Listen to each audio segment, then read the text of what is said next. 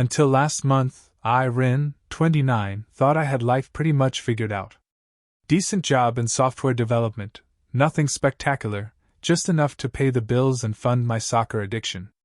A fiancé I was crazy about, and season tickets to my favorite team. Life was good, you know? Soccer's been my thing since I was a kid. I'm talking obsessed. My apartment looks like a soccer museum threw up in it, lol. Scarves on every wall, signed jerseys in frames, those little collectible player figures that cost way too much, the works. I even turned an old stadium seat into my coffee table. Yeah, call me a man-child, I've heard it before. I met a girl I'll call Lex at a sports bar about 3 years back, during Liverpool vs Manchester United, one of the biggest matches of the season. I noticed her right away, a hot blonde in a Liverpool jersey who seemed to actually know what was happening in the game. Not gonna lie, that was like an instant aphrodisiac for me. She could name the entire starting lineup and their positions. I was in love faster than a solid counterattack. We hit it off immediately, exchanged numbers, and started dating the usual. Every match day she'd be right there with me, cheering and cursing at the ref. For our first anniversary, she got me this signed Mbappé jersey that must have cost a fortune. I nearly cried, not gonna lie. After a year and a half, I proposed. She said yes. Everything seemed perfect. Our apartment became this shrine to soccer, match schedules on the fridge, team scarves hanging everywhere, frame tickets from games we'd been to together. Sometimes she'd roll her eyes when I'd go on hour-long rants about VAR decisions or transfer rumors, but I figured that was normal. Nobody's 100% into everything their partner likes, right? Quick background on Lex: she worked at this fancy marketing agency downtown. Good money, climbing that corporate ladder like a boss. Her boss, Dex, was this stereotypical exec type, silver fox, designer suits, Maserati, the whole package. He'd show up at company events, and Lex would get all professional and giggly around him. I never thought much of it, figured it was just office politics and networking stuff. It's just networking, babe, she'd say whenever I mentioned how much time she spent talking to him at parties. And like the absolute dumbass I am, I believed her. About a month ago, Lex goes on this work trip to Dubai. All expenses paid, business class flights, 5-star hotels, the whole shebang. Her Instagram was flooding with poolside meetings and camel rides in the desert with the marketing team.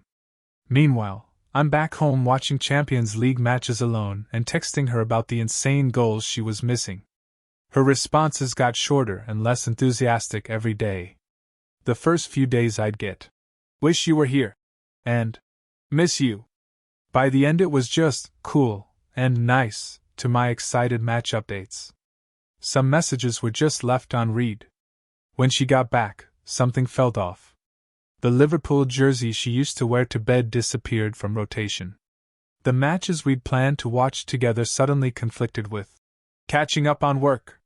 When I suggested having people over for the upcoming derby match, she looked at me like I'd suggested hosting a cockroach racing tournament in our living room. Then came the night everything fell apart. We were at this overpriced sushi place downtown, her pick. I was actually excited because they had TVs and there was an important World Cup qualifier on.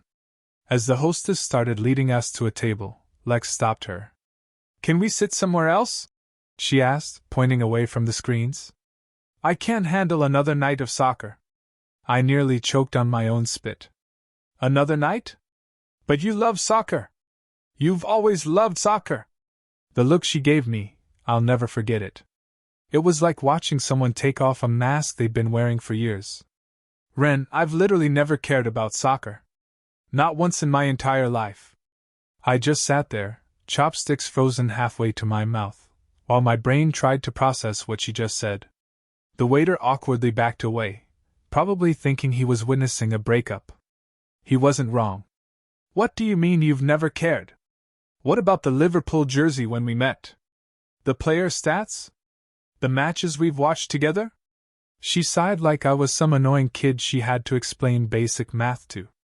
"I've been pretending to like soccer for 3 years," she said, sipping her sake. 3 years. I felt like I'd been punched in the stomach. But why? I asked. Zoe coached me, she said casually, like this wasn't completely destroying my reality.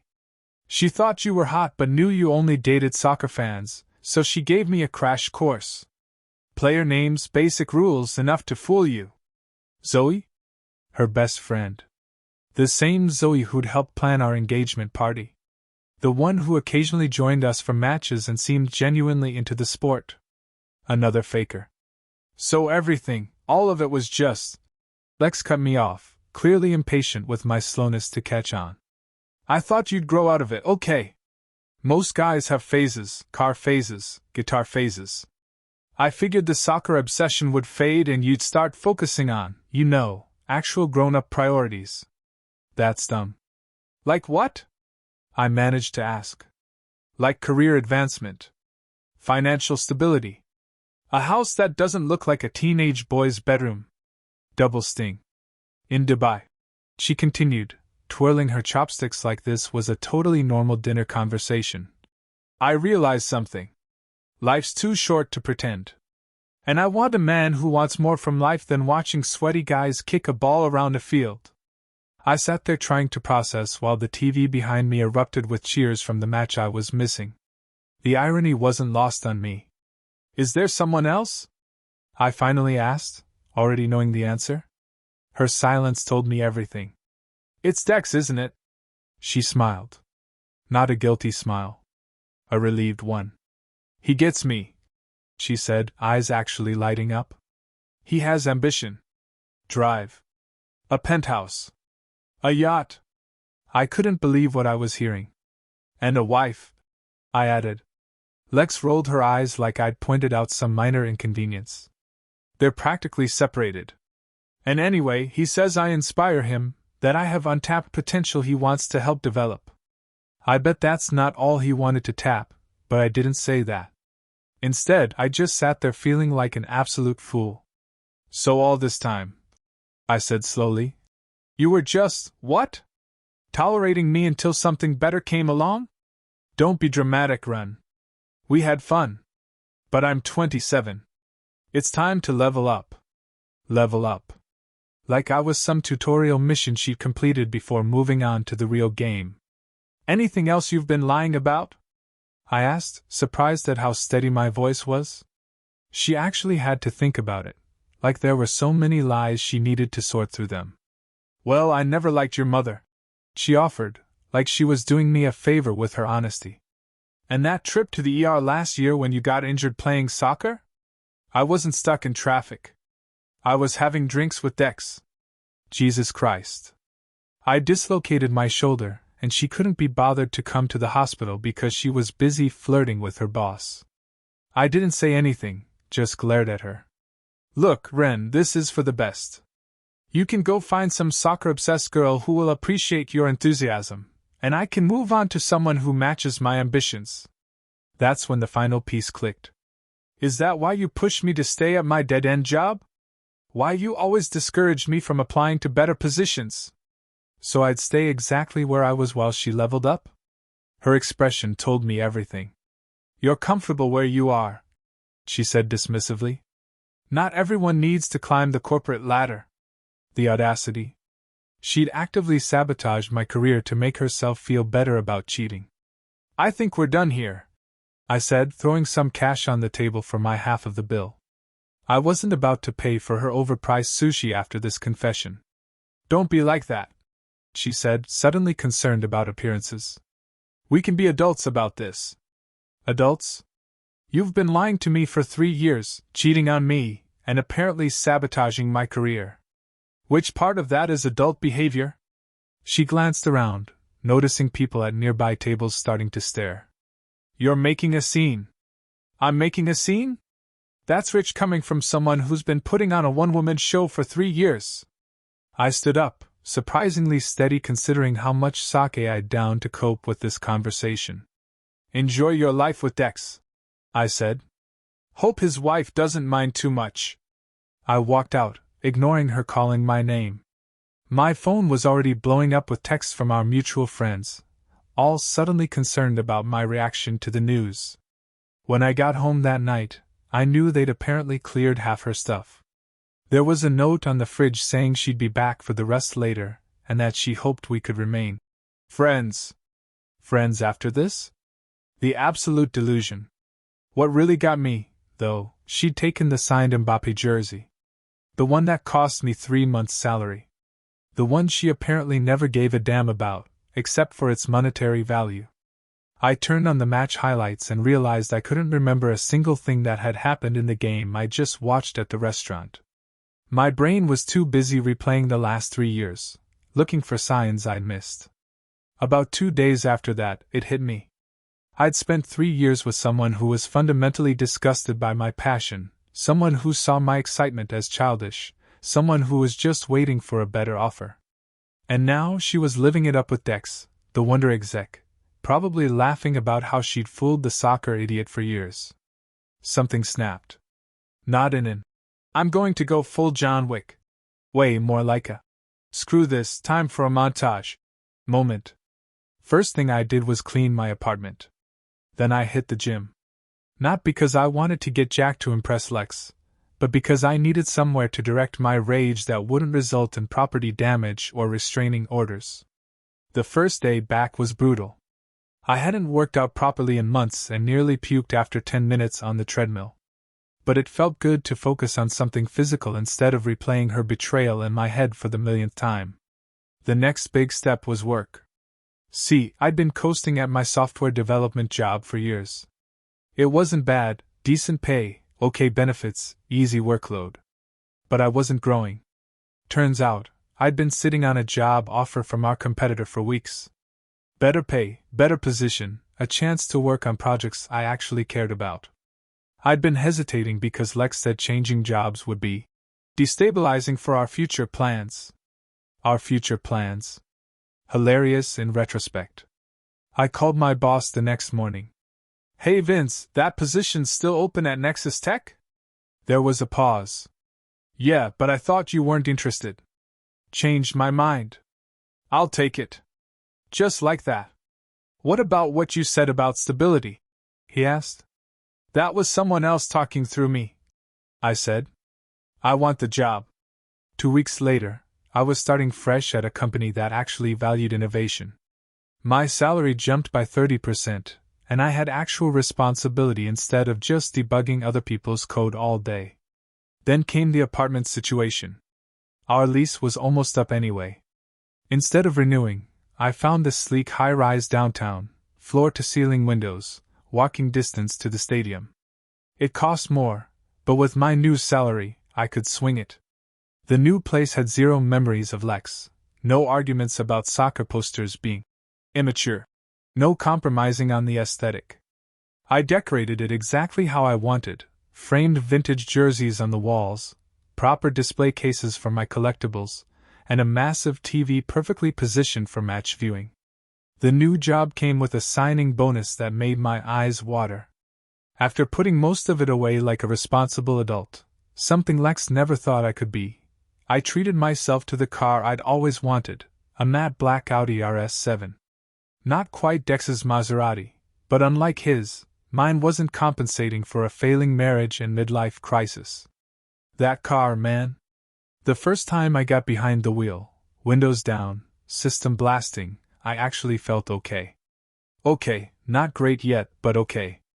Like maybe my life wasn't over just because some manipulative woman had decided I wasn't part of her level up plan. The funny thing about making positive changes, they start to compound.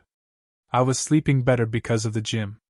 Sleeping better meant more energy for work. Doing well at work boosted my confidence. Higher confidence made me more social. It wasn't an overnight transformation. I still had nights where I'd stare at the ceiling wondering how I could have been so blind. But slowly things improved. 6 months flew by. The new job was crushing it.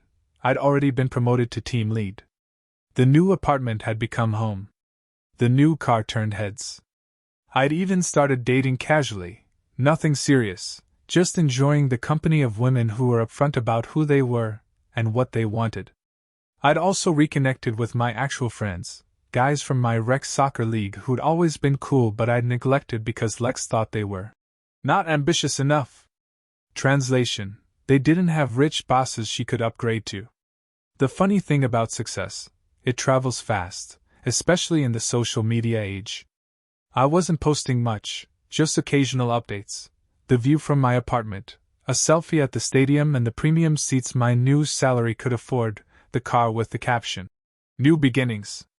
Nothing directly aimed at Lex or her crowd, but enough to show I wasn't curled up in a ball crying. Then came a text from Zoe. "Wow, someone's doing well. Coffee sometime? Would love to catch up." Interesting timing, Zoe. Very interesting indeed. I'd been ignoring her messages for months after that night at the sushi place. She'd sent dozens of texts. "Lex was wrong to do that to you. I never knew it went that far with Dex, you deserve better." All lies, of course. She'd been the architect of the whole deception, coaching Lex on how to manipulate me from day one. But suddenly, now that I appeared to be doing well, she was interested in catching up. My first instinct was to tell her to go to hell. That would have been the healthy response. But something stopped me. Call it petty, call it the desire for closure, whatever. I was curious about what she was up to, so I agreed to meet, more out of curiosity than anything else. The cafe she suggested happened to be right next to the dealership where I'd bought my car. Subtle. I got there 15 minutes late, deliberately, and spotted her immediately. Zoe had always been attractive in that Instagram model kind of way, all contour and filter-ready angles. Today, she looked like she'd spent hours getting ready for casual coffee. Designer everything, hair and nails freshly done, enough perfume to choke a horse. "Ren, oh my God, you look amazing," she said, air-kissing both cheeks. "This new job must be treating you well." "It's all right," I said, downplaying everything. "How's life? How's Lex?" The slightest flinch. "Interesting." "Oh, you know, she's fine. Things with Dex are progressing." The way she said progressing carried enough subtext to fill a novel. "That's great," I lied.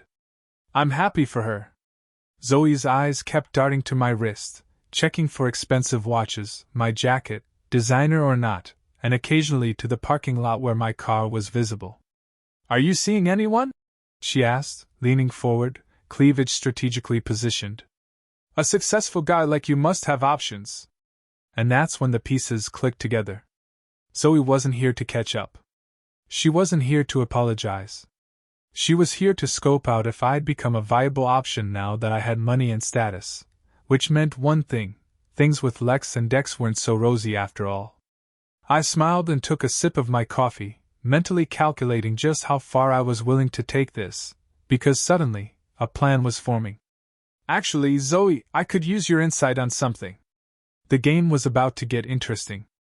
Turns out, Zoe was a goddamn gold mine of information. All it took was some strategic compliments, a few subtle hints about my investment portfolio, and suddenly she couldn't stop talking. Like, seriously, couldn't stop. It was almost too easy. "Between us," she whispered over her third free latte, I was keeping count, "things aren't great with Lex and Dex." "No?" I asked, trying to sound surprised while mentally high-fiving myself. I'd suspected as much, but hearing it confirmed was chef's kiss. Zoe leaned in so close I could count her individual eyelash extensions. "The wife won't divorce him. Something about a prenup that would leave him basically broke. So he's stringing Lex along with promises. That must be hard for her," I said, practicing what I call my concerned but not too concerned face. Years of watching soccer refs make bad calls had prepared me well for faking appropriate reactions. "She's managing," Zoe said, her smile with this predatory edge that reminded me of a shark circling chum. "But honestly, I told her she jumped ship too soon." I raised an eyebrow. "What do you mean?" "Well, look at you now." She gestured vaguely at my entire existence, the designer watch I treated myself to. If she'd waited a few months. That's when I really understood. These women weren't just gold diggers, they were bad investors. Selling low, trying to buy high. They'd developed this whole system with Zoe as the scout and Lex as the closer. Zoe would find potential targets, help Lex set the hook, Then they'd both enjoy the benefits of Lex's relationships until something better came along. Of course, then they'd just move on to the next sucker. You know what's funny, Zoe? I swirled my coffee. I always thought you were the smarter one between you two. Her eyes lit up like I just handed her a winning lottery ticket. Flattery. It's like catnip for narcissists. I mean, you saw potential in me before she did, right? You were the one who coached her about soccer to help her land me. Zoe actually preened. I've always been good at spotting opportunities. That's exactly what I need right now, I said, lowering my voice conspiratorially. Someone with your insight. So began what I can only describe as the weirdest reconnaissance operation of all time. Over the next few weeks, Zoe and I developed a friendship. Coffee dates became dinner dates. Dinner dates became drinks at my place. I was careful, always friendly, never crossing lines, but dropping enough hints to keep her interested. Every time we met, I'd leave some evidence of my success visible: investment paperwork, accidentally, left on the coffee table, browser tabs showing luxury vacation destinations, a brochure for a yacht club. All props in an elaborate game of deception that honestly made me feel gross, but also, I don't know, vindicated. And boy, did Zoe deliver the goods. First, I learned that Lex had moved into Dex's penthouse but was relegated to the guest room whenever his wife made surprise visits, which was increasingly often, apparently. Mrs. Dex, Tanya, I learned, wasn't as clueless as everyone thought. She'd hired a private investigator months ago, and was building a case to void their prenup on grounds of infidelity. It's so humiliating for Lex, Zoe confided, clearly enjoying her friend's misfortune a little too much. She has to hide in the guest room like some dirty secret while Tanya makes a show of checking the master bathroom for forgotten items. Once she had to hide in a closet for 2 hours. Also, Dex had promised Lex a director position at the company, but it kept mysteriously being delayed. First it was next quarter, then after the board meeting, then once the restructuring settles. Meanwhile, she'd already told everyone in her social circle about her big promotion. She'd even ordered new business cards that she couldn't use. She's getting desperate, Zoe smirked. Maxed out 3 credit cards trying to keep up with Dex's lifestyle: designer clothes, fancy restaurants, weekend trips. And the penthouse doesn't come cheap. He makes her pay her share of expenses. That didn't surprise me. Lex had always been image-obsessed, even when we were together. What did surprise me was learning she'd borrowed money from Zoe to cover last month's expenses. She promised to pay me back after her promotion, Zoe said, rolling her eyes. I'm starting to think that's never happening. But the most valuable intel came when Zoe let slip about an event Dex was hosting. This huge charity gala next month, she said. Sounds fancy, I said, pretending to be only mildly interested. It's the social event of the season, Zoe emphasized. Dex is finally going to introduce Lex as his partner, professionally and personally. He's even telling his wife they're separating right before the gala. Sounds like a big deal, I said. It's her moment, Zoe confirmed. She's been planning for weeks, bought a dress that costs more than my rent. This is her official entry into the world she's always wanted. I nodded thoughtfully. I'm happy for her. Are you, though? Zoe asked. After everything she did? I shrugged, going for nonchalant. Water under the bridge. We all move on, right? Zoe studied me for a moment, then tilted her head. You know, I could probably get you an invitation as my +1. Bingo. Exactly what I'd been angling for. Wouldn't that be awkward? I asked, already knowing I'd accept. Please, Zoe waved dismissively. It would show how mature you are, how you've moved on to bigger and better things. She not so subtly glanced around my apartment, lingering on the 75-inch OLED TV and the framed vintage jersey that had cost me a small fortune. Besides, wouldn't it be satisfying to let her see exactly what she gave up? I pretended to consider it. I don't know. Trust me, Zoe said, touching my arm with perfectly manicured nails. It would be the perfect closure for both of you. Closure, right? That's totally what I was after. All right. I finally agreed. But I'm not dressing up as a footballer or anything. Those days are behind me. Zoe laughed like I'd said the funniest thing ever. Oh, Ren, you're so much more than soccer now. If only she knew how right she was. I called my soccer buddy Kai, who works at Lex's company, and asked if he could access company servers. He was hesitant when I explained I needed Lex's messages with Zoe. Dude, that's technically illegal. I admitted it was, but explained they'd manipulated me for years and were trying again. I told him my whole revenge plan, fake friendship with Zoe, intel gathering, gala setup. Kai thought it was elaborate and questioned if it was worth it. Maybe just move on. I tried, I said, but Zoe came back hoping to use me again. They need consequences. He reluctantly agreed to help, but warned. After this, we're done. Clean break. This revenge isn't good for you. I promised this would be the end, one final act of karmic justice. Operation Gold Digger is a terrible name, he added before hanging up. For the next few weeks, I played my role perfectly, the successful guy who had moved on completely, the potential new target for Zoe's schemes. I even started mentioning a fake trip I was planning. I've been thinking, I told Zoe over drinks at my place the day before the gala. After tomorrow night, maybe we could take a trip somewhere. Dubai, perhaps? Her eyes widened at the mention of Dubai, the same place where Lex had decided to leave me for Dex. Dubai? Really? Why not? I have some business contacts there I should connect with. We could make a vacation of it. Luxury hotels, desert safaris. I trailed off, letting her imagination run wild. I'd love that, she stammered. Great, I smiled. It's a plan then. After tomorrow's gala, we'll make arrangements. As she left that night, practically floating on air, I sent a quick text to Kai.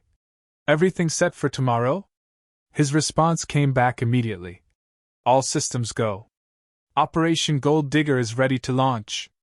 I slept like a baby that night, dreaming of soccer victories and sweet, sweet karma. The venue for Dex's charity gala screamed.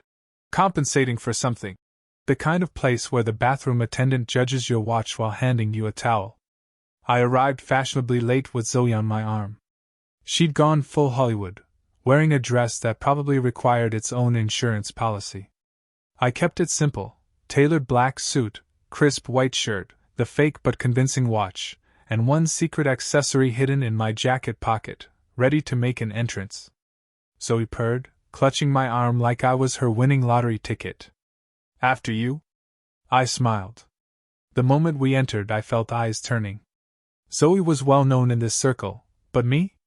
I was the plot twist no one saw coming. It took approximately 3.7 seconds for Lex to spot us.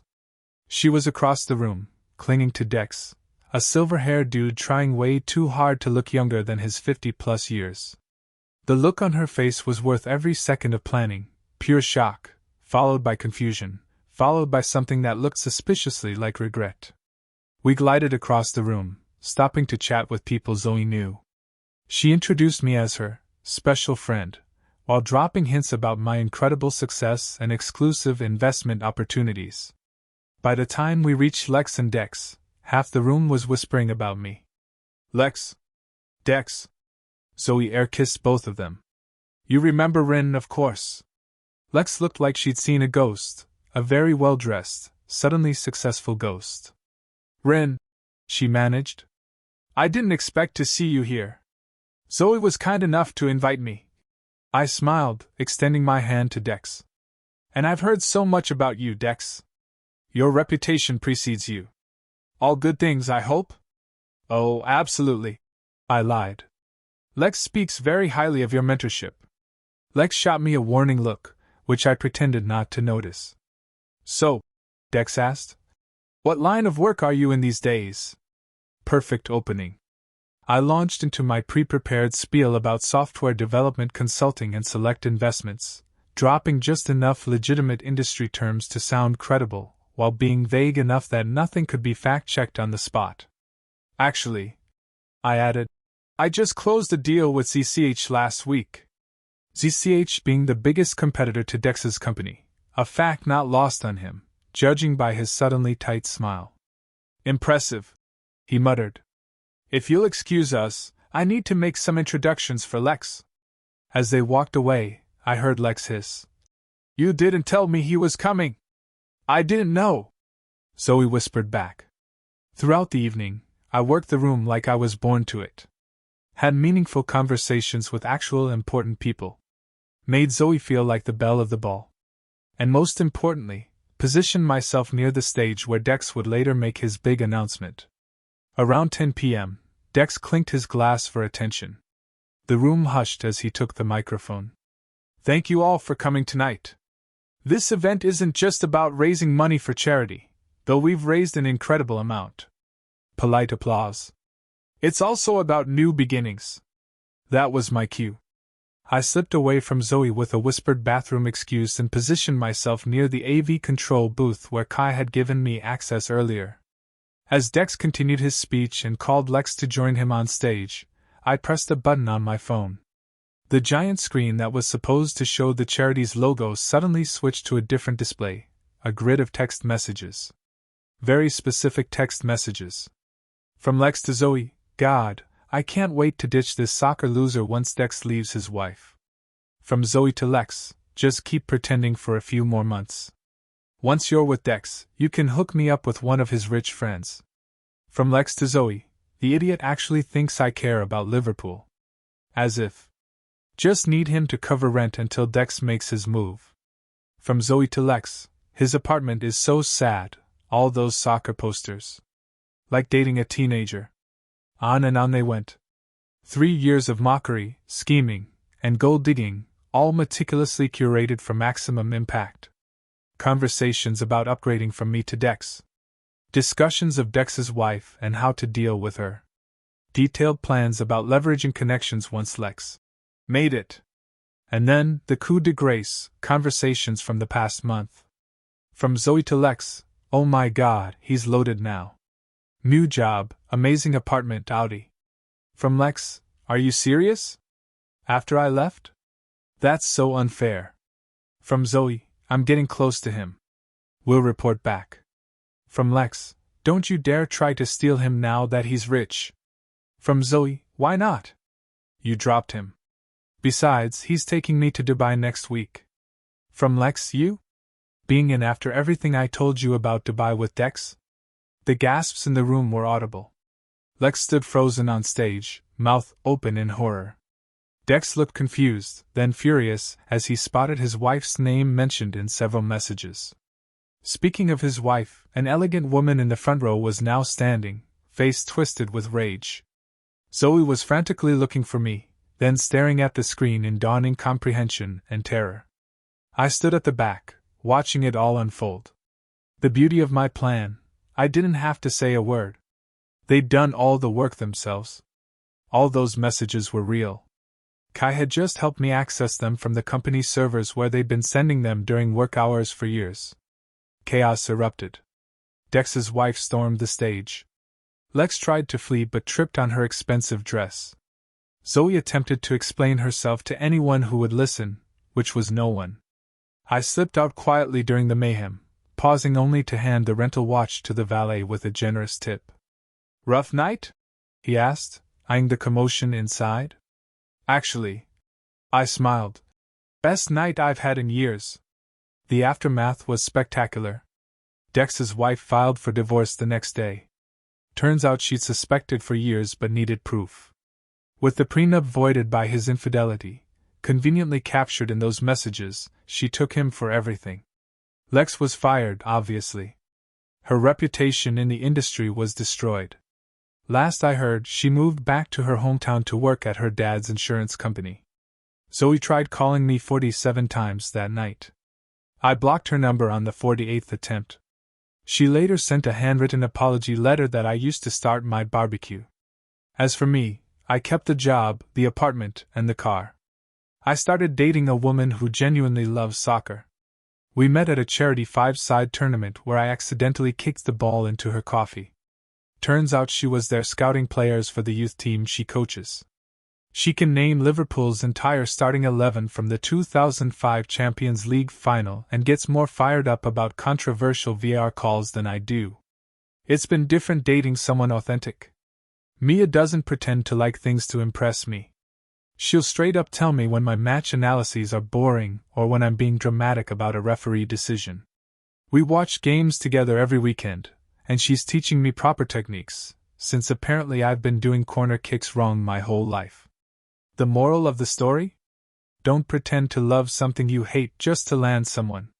Don't ditch people right before their stock rises. And most importantly, don't mess with a guy who understands that soccer, like revenge, is all about patience, strategy, and knowing exactly when to strike. Game over, ladies. Game over.